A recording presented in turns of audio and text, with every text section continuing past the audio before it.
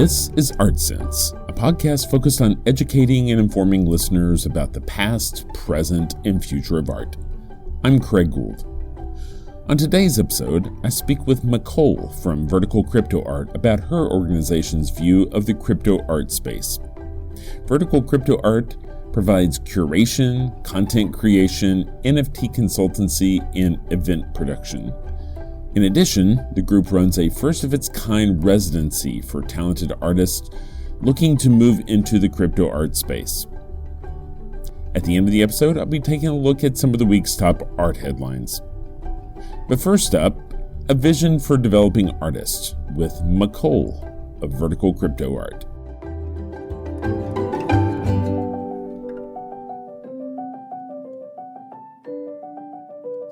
Micol from VerticalCrypto Art, thank you for joining me today on the Art Sense podcast. Micol, maybe the best place to start is to tell our listeners a little bit about what VerticalCrypto Art is and what you do. Sure. Yes. Thank you so much for having me. I'm the founder of VerticalCrypto Art, which is essentially a studio and an artist-first collective and community dedicated to NFTs, crypto art, and the Web3 ecosystem in general. We have a few different ways that we approach this ecosystem. Primarily on the one side, we are a studio offering curatorial services. We do advisory for and consulting for a few projects and brands. And then we also have a program of artist incubator or a residency program, which is essentially an online educational program where we onboard, educate, and provide some sort of guidance and support and tools and resources for emerging artists who are coming into the NFT space and need like a sort of path and guidance towards approaching the Web3 as an ecosystem as a whole. So on the one side, we focus more on studio side of things and work with external projects and brands.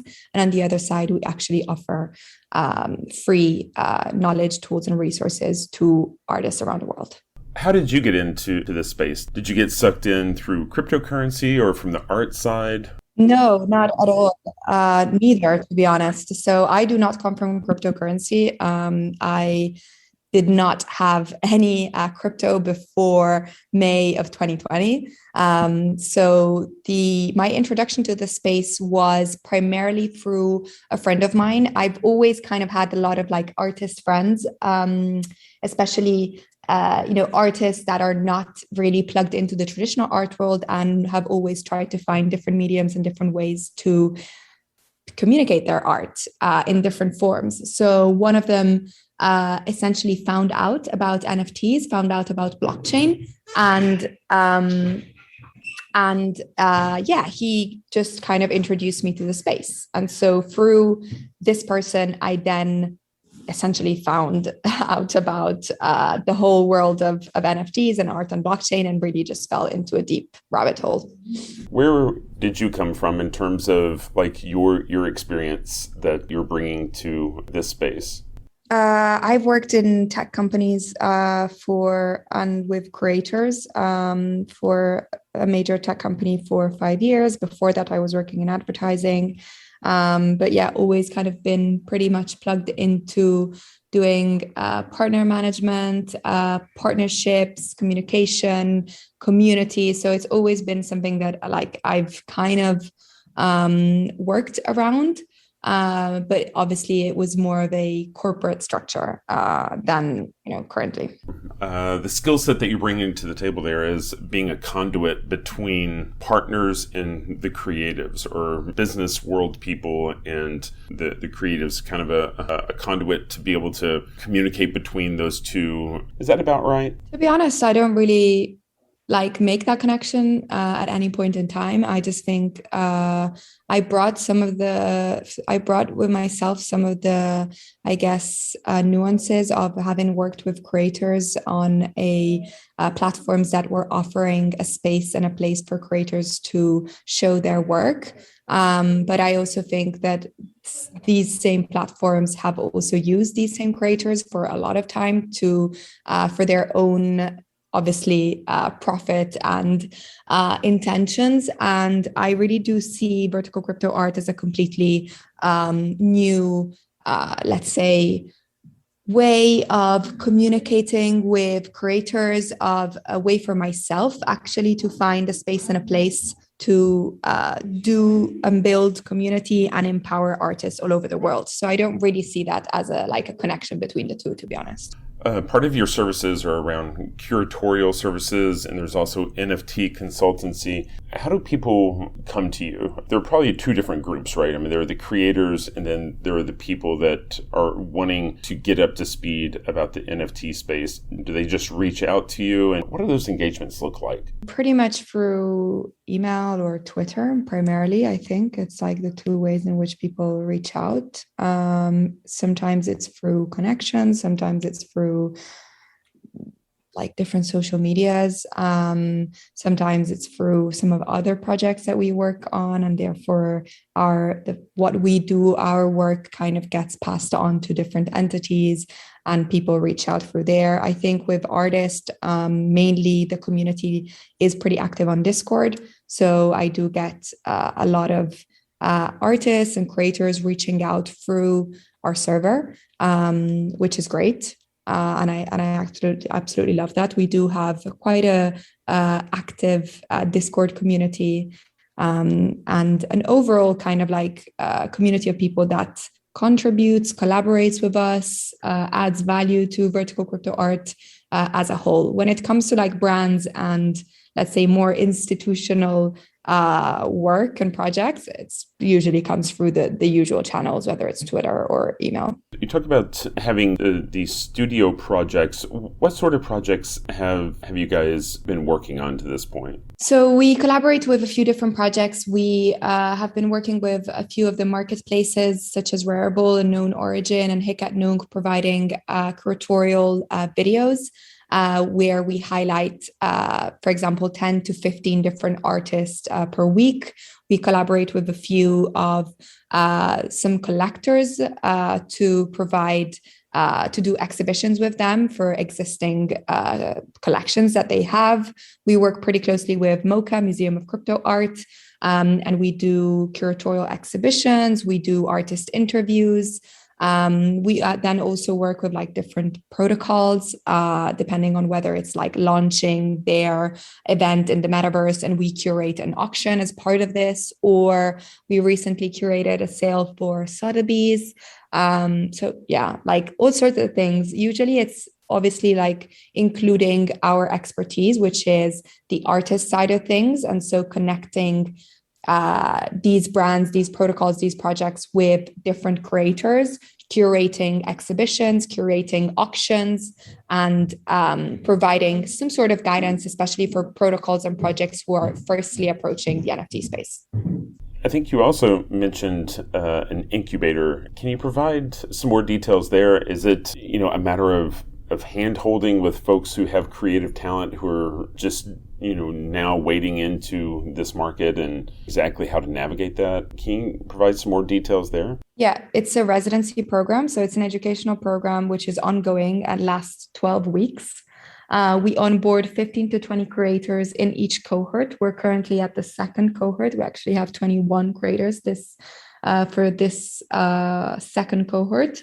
And the first 8 weeks are dedicated to classes and knowledge sharing. So we have over 25 different mentors who are experts in different topics, such as Jason Bailey, aka Art Gnome, such as Colburn from Museum of Crypto Art, such as Pani Lakubai, art advisor and curator, such as people from Super Rare and from various different marketplaces who share their knowledge and teach classes. I wouldn't say classes, is more like workshops, because they're very kind of like a two-way like conversation between them and the artists.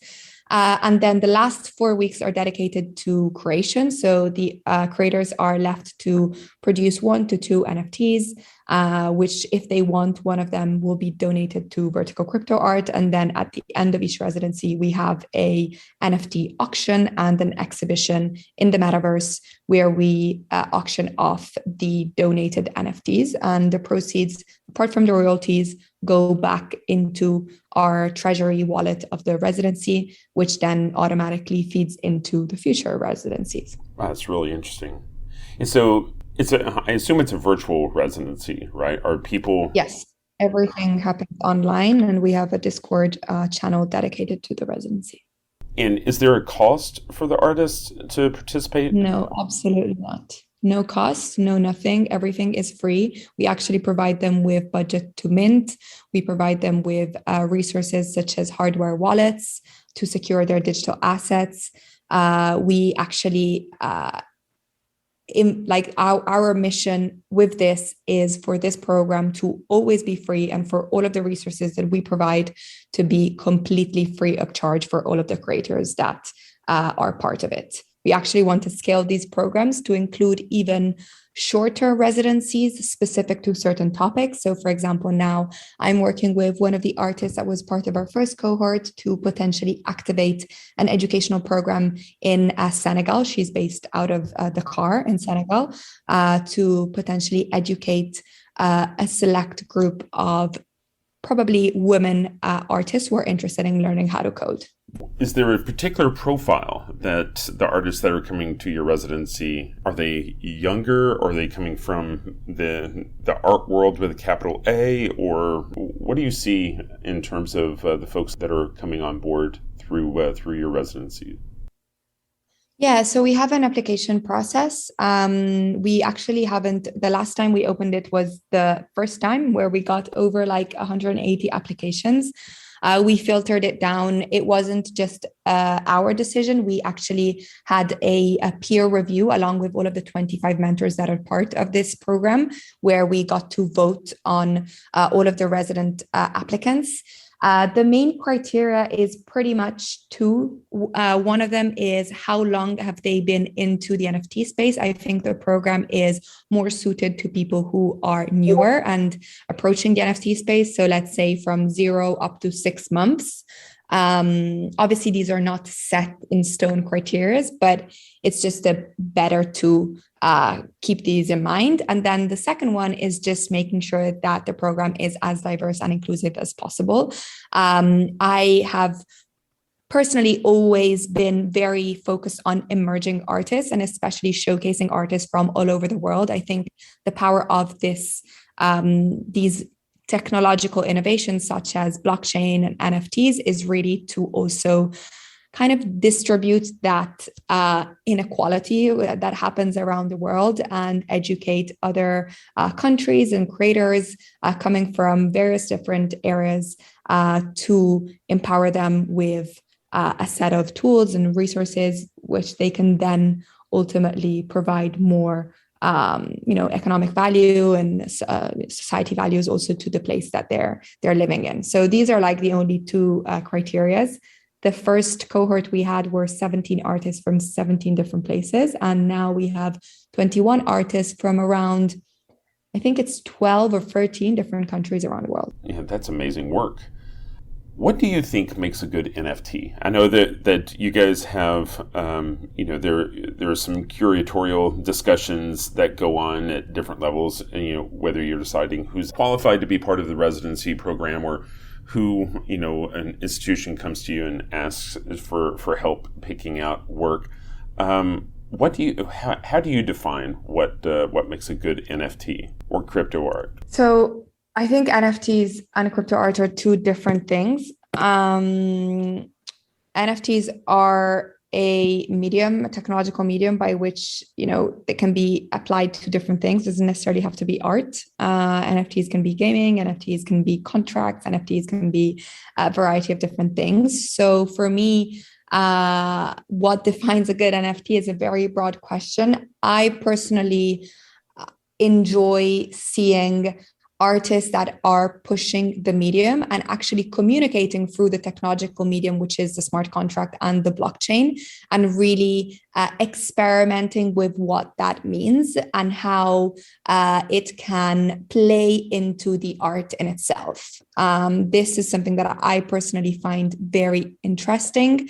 It's like a combination of, engineering, like developing and artistic mediums, like all coming together, which I think is extremely interesting and exciting. But then obviously, like, I'm also a big fan of artists that reinvent themselves for this digital medium. So artists that are able to bring a very physical practice, such as painting or like wool felting, into the digital medium by enhancing this by, for example, learning how to use GANs or learning how to code and then applying this into their physical practice and all of these like mechanics. So I think in general, for me, it's like, how can you add to your practice for the medium? Where do you think this crypto art space is headed? Like, what do you think is on the horizon? It is already the future. We're going to be seeing more and more brands coming in, using NFTs as a way to build communities, as a way to engage fans, as a way to build a new customer base. We're also going to be seeing many more creators working closely with brands and like adopting these methodologies of working together, which hopefully can benefit both parties and not just be one-sided. I think we're going to be seeing many more metaverse experiences in the whole like ecosystem, such as gaming, such as museums, such as institutions. So I just see the space growing more and more. It's an exciting time. I think we're just really at the start of it. So what will happen in the next 5 to 10 years is I think going to be pretty surprising. Are there any hurdles that stand in the way of this space, being all it can be? Right? Is there anything that's standing in the way of this growing to the next level? Personally, I'm not really worried about the space growing to the next level. What I am worried, or what I do think about, is making sure that the values and the ideologies with which the ecosystem was built from the start, talking about 2016, 2015 so far, such as artist royalties, secondary royalties, smart contracts integrations, on-chain transparency, all of these aspects are maintained in the future. And I think the risk when something like a new technological innovation gets so big and so mass adopted is that you tend to potentially lose some of these aspects, which in my view are extremely important. So I know that you work with a lot of artists, and I'm sure you have favorites. And I hate to put you on the spot and risk you alienating yourself from specific folks. But are there some specific artists that you would recommend listeners to check out their work that you really love, that you collect? Who should we be checking out? It's a really tough question. Like my position is one that I really try to avoid this as much as possible. I am obviously going to be biased towards the artists that are part of our community. So I think on the top of my mind, an artist that really strikes me specifically at the moment is an artist called Linda Dunia. I mentioned her before, but she's from Senegal, from Dakar, and she, I think, has huge potential. She does some really incredible work. And yeah, at the moment, it's the first name that comes to my mind. Sure. Well, how would you describe her work? So she has a very varied practice. One of her aspects is GANs and generative art. Another practice is digital paintings, but her whole focus is really depicting and showing the culture where she's from, and the place where she lives, and her society, political, economical, societal structures. And it's very clear from the work that she does. So she tries to transfer what she sees in real life and what she lives into her body of work, and it's pretty incredible. Sure. Let me ask you this. So I know that you're on the schedule to speak this week at NFT.NYC. What topic what was the topic that you've been chosen to contribute to? The panel was on community and how to build community within the NFT space, but unfortunately, because of the COVID regulations, I won't be able to make it. Tell me, what would that conversation have looked like in terms of community building? What are the talking points that folks would have gotten to hear? Well, it was a panel, so I think it was going to be more of like a conversation with all of the panelists. I think on my side, like my biggest thoughts around like how to build community has always been around being as organic as possible.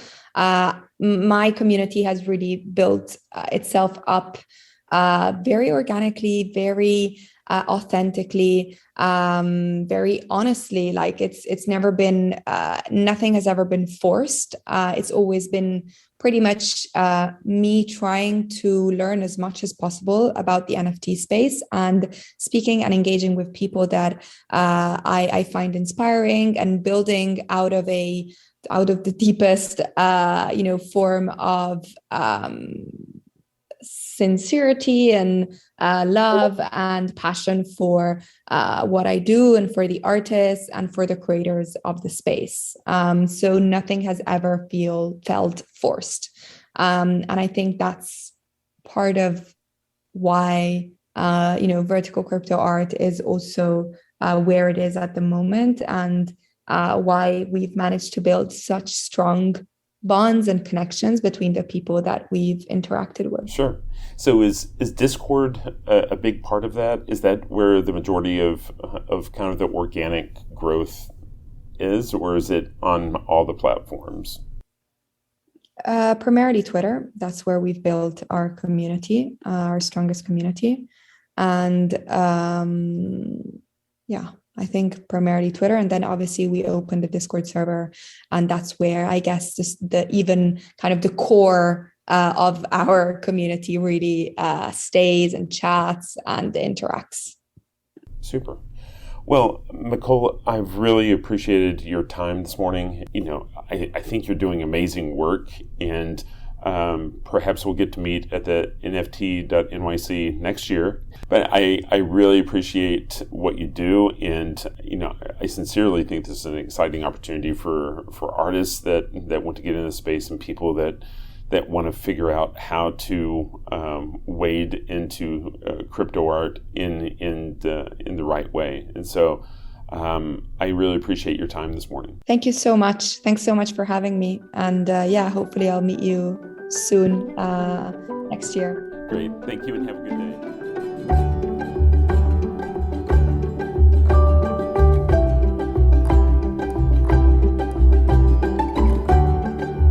And now, the news.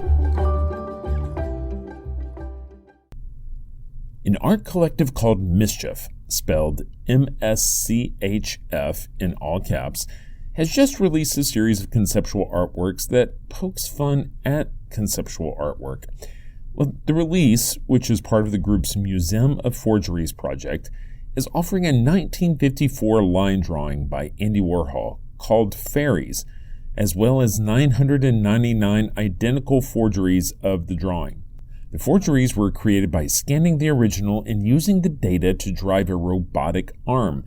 The forgeries were then put through a series of steps to degrade the materials, making it almost impossible to tell the original from the fakes.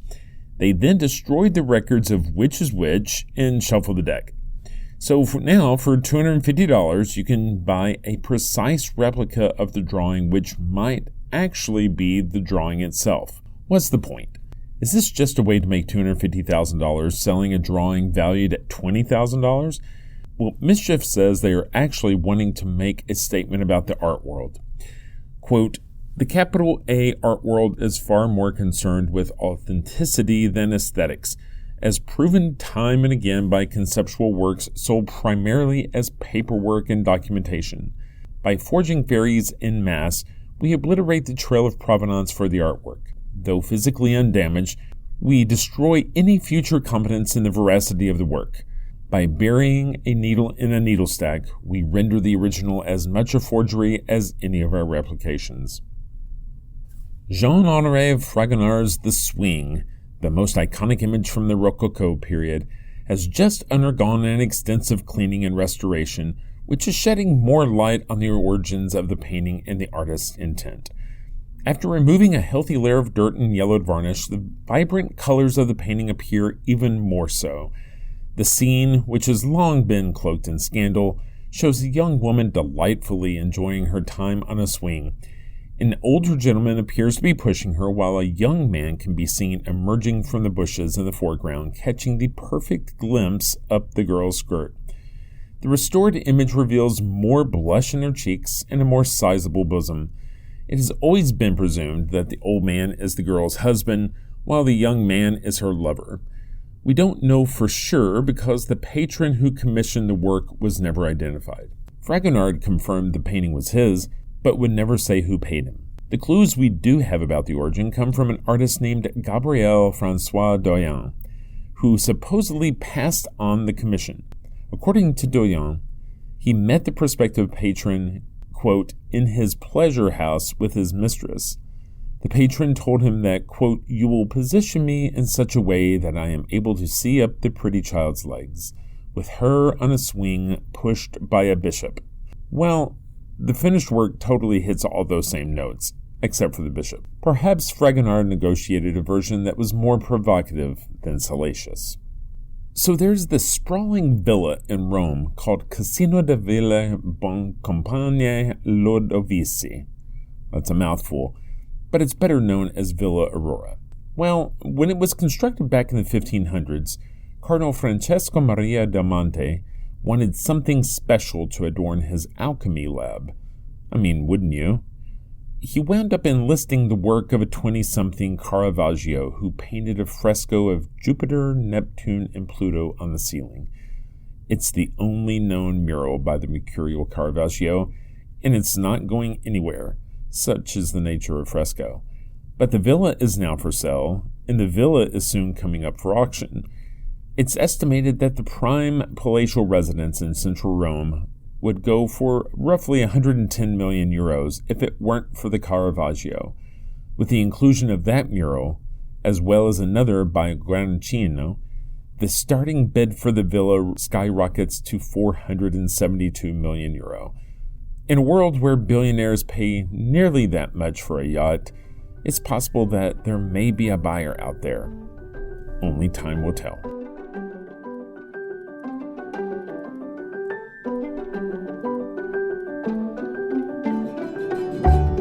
That's all the time we have for this week. You've been listening to Art Sense. You can find the show on Apple Podcasts, iTunes, Google Play, Stitcher Radio, Spotify, or your favorite podcast app. If you've enjoyed this podcast, be sure to subscribe, and while you're there, please rate the show and leave a quick review. Your feedback is the key to other folks finding us. If you'd like to see images related to the conversation, read a transcript, and find other bonus features, you can go to canvia.art and click on the podcast tab. If you'd like to reach out to me, you can email me at craig@canvia.art. Thanks for listening.